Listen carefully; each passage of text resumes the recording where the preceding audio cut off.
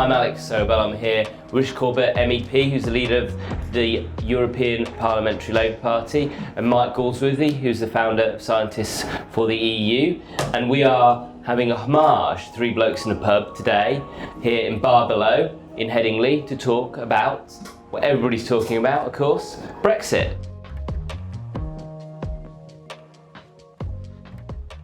So we're just going to start off maybe looking back a little bit and see how we got to this place. Richard is the biggest expert I've ever met on the European Union. So Richard, how have we got here? How have we got to where we are now?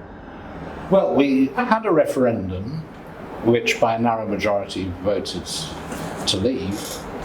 And normally you'd think that would be the end of it. You know, we've had our debate, we voted, that's it, we'd rally behind that. But that hasn't happened, has it? And why is that?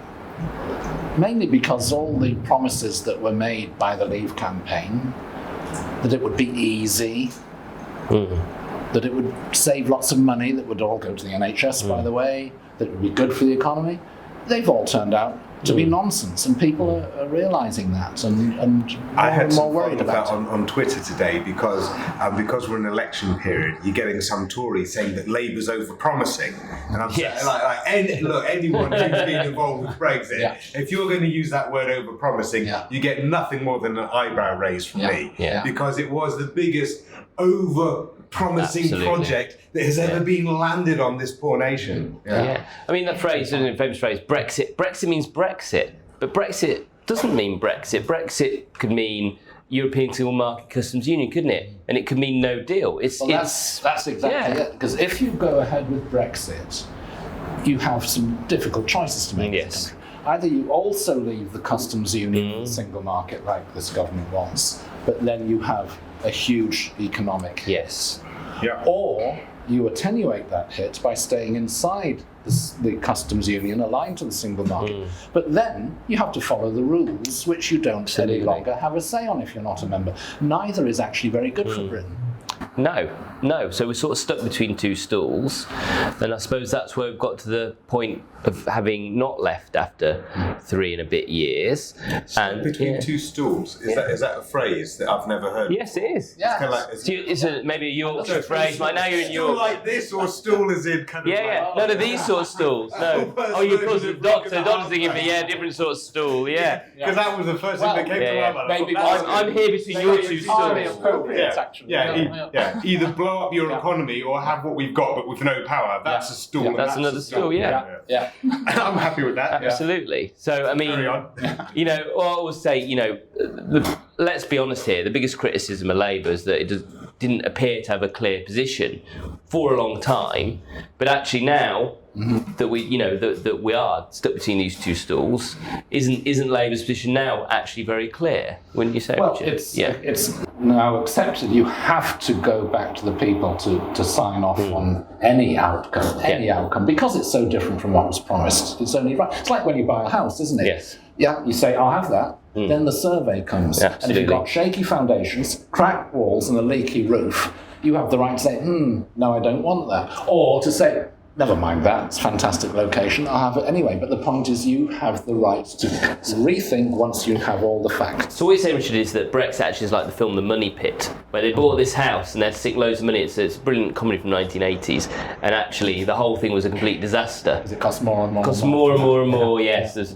it's a Michael Keaton film. People can watch that back. But a ferry here, a non-existent ferry there, run by a sort of kebab shop or pizza place or whatever it was, and what were the other projects that they sort of blown money on? There was all sorts, wasn't they just spent £100 million and leave on 31st of October. Oh yeah, the whole advertising campaign. £100 million advertising campaign. Saying it was a surefire thing. Everyone should get ready because we're about to lose red tape. So here's all the things that you need to be doing that are going to cause you a headache. So no, it's been a series of jokes, hasn't it? I mean, in terms of how did Labour get to where it is now? I mean, I think after the referendum, Labour was very much concussed. Because it didn't know what to do. There was a referendum, you sort of like accept it, and then it was made out that kind of like the North wanted this more and the working class wanted this more. Those are two things. Yeah. Well, no, because I mean the North actually, if you look at recent polling, are now more pro-EU than the South. And as for the working class youth were wildly for Remain. Working class people, Absolutely. working class people in work voted Yes. to remain. Working class people not in work, largely retired, marginally to leave. Exactly. So there were all of these narratives. There were all these narratives that really put Labour in a difficult bind, and then as well as lots of Labour constituencies that voted Leave. Even some of those where the majority of Labour actually voted Remain. Labour voted and Remain, it got them stuck. absolutely. And it got them stuck. So I think Labour went through a long period where it was just licking its wounds and thinking, how do we deal with this? We want to democratically honour what this is going forward, but we know whose hands it's in, and we know that the dangers it's bringing. And so I think now, and I mean through work of people like yourself, who were some of the first to call it out. No, but it means a lot. It means a lot. Because those first people within Labour that started saying, hold on a sec, we need to have a handle on the plug here to be able to pull it if we don't like where this government's taking it, that's important. And then now that has become, the position within Labour, and because the party is seeing it and more people in the country are seeing it, if we don't like what we're going to get served up, we have the right. We've got the fundamental right to see that survey, to sign on the line or not, whatever. And funnily enough, there was I don't know if anybody remembers David Davis, the first Tory Secretary of State for Brexit. But he actually said, if a democracy cannot change its mind, it ceases to be a democracy. That's about the one thing he ever said that I agree with. That's what I was going to say, because he said lots of other ridiculous things as well. Like, remember all of those reports that were meant to be done in all the different sectors? He had them all lined up, and then he said, well, actually, no, I didn't. No. So, well, then Parliament forced him to publish them, and it turned out they didn't exist. Or they were one page. And that's something that got kicked off initially by the Greens, and then Labour picked it up, and wasn't that first time that we used humble request? That's right, and then we used humble request a lot more. Keir Starmer's idea. There's a whole world of criminology that has happened associated with Brexit. Coming into Parliament 2017, as a new MP, and there was quite a lot of us, particularly Labour MPs, it was it's a bit like, you opening Pandora's box, and there are all these things flying out, and all these, parliamentary procedures nobody'd used in decades or in hundreds of years, and you're always running to catch up. And the whole of Parliament's always running to catch up. And actually, I think that's also, people have forgotten that. People have settled that. Actually, the period before a deal was agreed, Theresa May agreed a deal with the EU, was always about trying to shape and form where we were going. And Labour were trying to shape and form something around a customs union, around the European single market. And everybody's position shifted. I think people have forgotten that we had all these votes in 2017 where Labour, SNP, Liberals had slightly different variations of European Single Customs Union, and the Tories are in a completely different place. We've all sort of arrived, more or less in a position now where Labour supports having a public vote, the SNP support having a public vote, the Greens and Plaid, over the water, the SDLP and the Alliance, I think even the UUP are probably coming round to that notion now. So we've got this sort of general, and then, you have on the extremes. It's only the Lib Dems that have broken ranks on that. Exactly, to revoke, Without a referendum. Without a referendum, without a public vote. Even if that were a good idea, you're never going to get enough people supporting that. The only way to stop Brexit is to have another referendum. You can't just do it by Parliament revoking it. People wouldn't accept it's also about having a deal and knowing what the terms of leaving are and getting a choice on it, Yeah. So it's for the leavers as well as for people who want to stay. Yeah, I mean, I agree. I mean, I've been trying to push the notion of this for quite some while. I remember back in, was it January 2018? I think it was, sitting down with Owen Jones, and when he was still sceptical about the whole thing, and just saying, listen, just a fundamental right, like if you don't like what the government comes up with, to say yay or nay. How is that not democratic? So I mean, and it's actually Leave voters. I don't know if you've come across this group called Remainers Now. They're people who voted to leave, who now want a chance to reconsider. And rightly, it's Leave voters who are most entitled to say, hang on a minute, this isn't what we were promised. This is not what I voted for. It's completely different.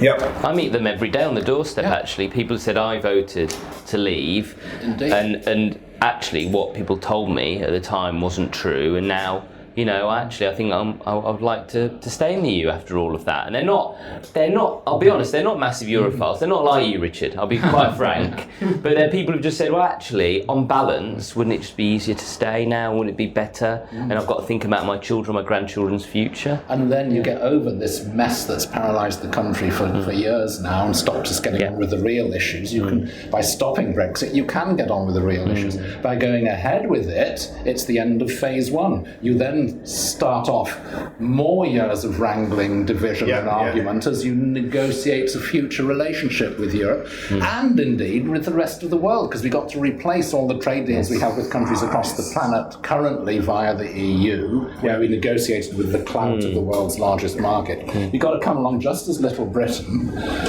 negotiate simultaneously with countries across the world in a hurry, and we think we get a better deal. And people are knackered from this already. So, I mean, this is exactly what I did a video on this morning. I went out into my garden, got my phone, and angrily said, this slogan of "get it done, just get Brexit done." It's kind of like, no. Totally misleading. We're not even halfway through. Remember 10% originally, when it was two halves, the sequencing, okay, and we thought we were going to easy get both of those done within 2 years. Well, 2 years clocked out, and we hadn't done the first half. So then we had a little extension. Then we had a 6-month extension. Now we're in another extension just to get the first half done. Which and was that's supposed to the be the easier easy half. bit. Yeah, it's the easy bit. We're in the easy bit now. Yeah. I mean, how many countries are in the It's just world? like one contract with one entity Yes, before absolutely. we go into the whole spaghetti mess that you were talking You're about. right. Because I mean, how many countries are there? 192 or so. I mean, some are very small, some are very large. I mean, you've been involved with EU trade deals. You recently signed off a trade deal with South America, didn't they? How many years did that take from beginning to end? Takes donkey's years. The Canada one took 7 years or something. 7 years. So we'll be hearing for 7, 10, 12 years. Also, how many trade negotiators has Britain got? Has it got any? No, because Where do they work now? These British trade no negotiators. expertise in the field, because we did that jointly as Europe instead of separately. So they all work in Brussels, British trade negotiators. As a scientist, this is something that really entertains me, right? Because hypothesis and then testing the hypothesis, right? Yeah. So the hypothesis was, during Brexit, we are better than the rest of the EU. We'll be able to negotiate better trade deals. We've got better negotiators. And the problem is, at the moment, it's confounding because our negotiators work alongside EU negotiators as we build trade deals for ourselves around the world, 50 plus. So how do you test this theory? Your negotiators are going to be better than the EU negotiators. I know, separate the two, make them go in competition and see which negotiators actually come out on top. And as we can see, like our negotiations have left us in a terrible place.